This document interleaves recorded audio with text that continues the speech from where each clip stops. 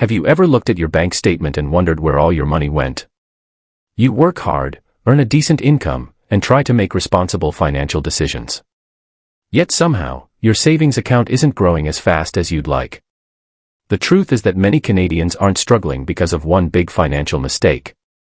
Instead, they're losing money through small purchases and habits that quietly drain their finances month after month. The economy has changed dramatically over the past few years. Prices have increased, interest rates have risen, and many products and services simply don't offer the value they once did. Things that seemed affordable a few years ago can now have a surprisingly large impact on your budget. Today, we're looking at 5 things that are no longer worth your money in Canada. Some of these might be controversial, and you may even be spending money on them right now. But by the end of this video, you may start seeing your spending habits in a completely different way. Let's begin with number 5. Number 5, multiple streaming subscriptions. Streaming services were originally supposed to save us money. The idea was simple.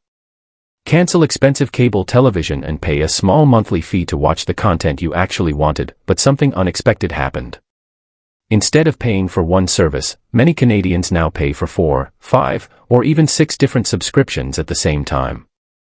One for movies, another for sports, another for exclusive shows, and maybe a few more for music or specialty content. At first, each subscription seems affordable. $10 here. $15 there. $20 somewhere else. But when you add everything together, the monthly cost can become surprisingly high. A household paying for 5 different services could easily spend hundreds of dollars every year on subscriptions alone. The bigger question is this. Are you actually using all of them? Many people discover they're paying for services they haven't opened in months. The companies love this because forgotten subscriptions create effortless revenue. Instead of keeping multiple subscriptions active all year, consider rotating them.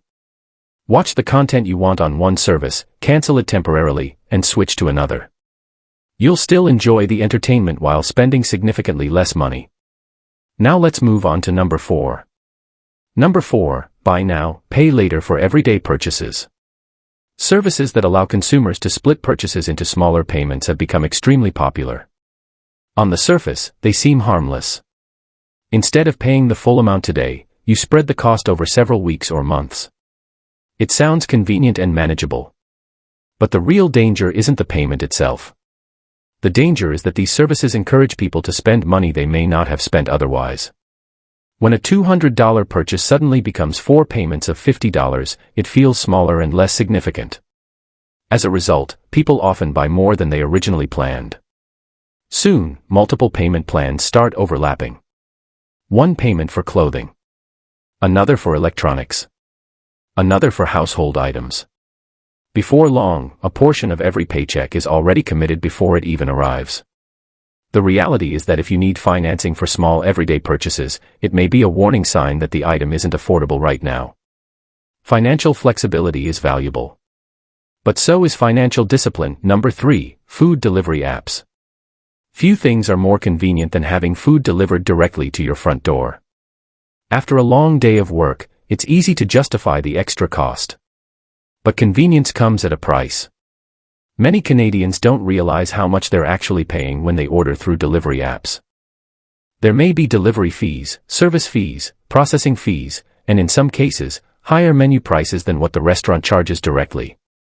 A meal that costs $20 in the restaurant can easily become $35 or more after all the extra charges are added. Now imagine doing that several times each week. Over the course of a year, the difference can add up to thousands of dollars. This doesn't mean you should never use delivery services. The problem is when occasional convenience becomes a regular habit. Simply picking up your own order can dramatically reduce costs while still allowing you to enjoy your favorite meals. Now for number 2. Number 2, extended warranties. You've probably experienced this before. You're about to buy a television, laptop, appliance, or electronic device, and the salesperson asks a familiar question. Would you like to purchase an extended warranty? The offer sounds reasonable. For a small additional cost today, you'll supposedly protect yourself from expensive repairs in the future. The problem is that extended warranties are often far more profitable for the companies selling them than they are beneficial for consumers. Most products never require major repairs during the warranty period. In many cases, manufacturer warranties already provide adequate protection for common issues. When consumers repeatedly purchase extended warranties on every product they buy, the total cost can become substantial over time. Instead of automatically purchasing every warranty offered, it may be smarter to build an emergency fund specifically for unexpected expenses. That way, you're protecting yourself without constantly paying for coverage you may never use. And now for number 1. Number 1, upgrading your phone too often. Technology companies are incredibly good at making us feel like our current devices are outdated. Every year, new phones are released with slightly better cameras, slightly faster processors, and a handful of new features. The marketing is powerful. But here's the question. Does your current phone still work? For many people, the answer is yes. Modern smartphones are more capable than ever before. A device that's 3, 4, or even 5 years old can still handle most daily tasks without any major problems. Yet many consumers continue upgrading every couple of years. The financial impact is larger than most people realize. Spending over $1,000 on frequent upgrades can significantly reduce the amount of money available for investing, saving, or paying down debt. A phone is a tool. Once it performs the functions you need, paying for small improvements often delivers very little real value.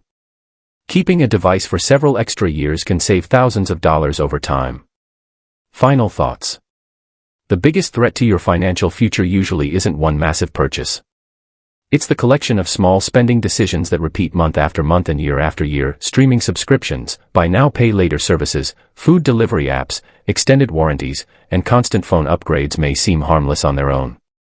But together, they can quietly drain a significant amount of money from your budget. The good news is that building wealth doesn't always require earning more money.